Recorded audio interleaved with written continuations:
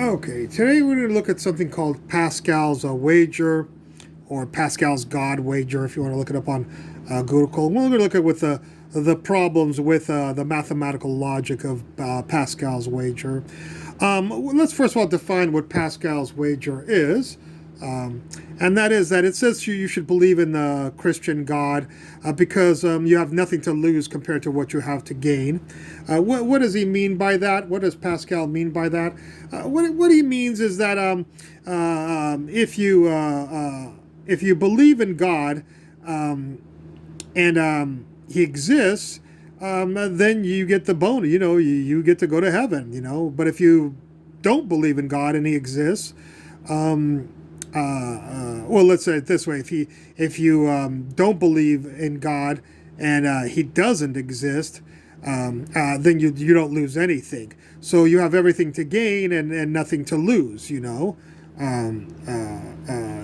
So let's take a look at the what are called the algorithmic exhaustion, or all the permutations it can have from these type of beliefs, assuming all there is the Christian God and no other gods of sorts. We'll take into account other gods in just a second.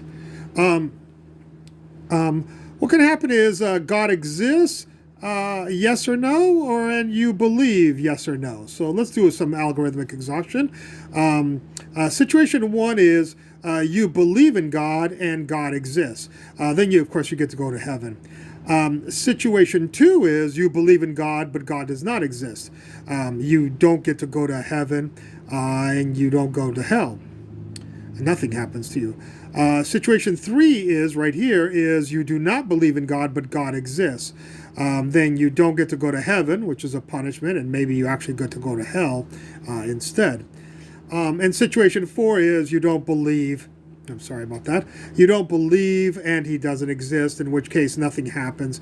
You don't get to go to heaven and you don't go to hell either.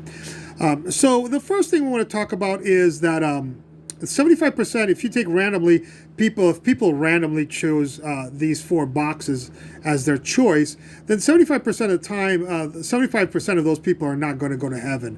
Why? Because the only time you get to go to heaven is if you believe and God exists. All the other choices, you don't go to heaven, you don't go to heaven, and you don't go to heaven for two of them. So there's a 75% chance that people will not go to heaven, at least a Christian heaven.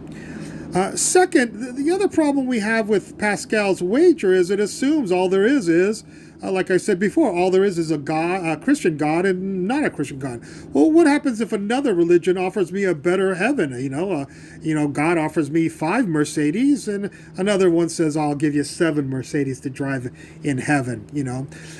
My question is, should I believe in that religion because I got nothing? I got I got 2 cars to lose if I 2 Mercedes to lose if I choose the Christian God, so let me just choose this other God.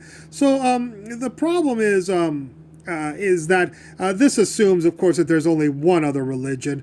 If there's 15 religions, then we really got a problem because we have to analyze the algorithmic exhaustion or permutation table for quite a complicated situation.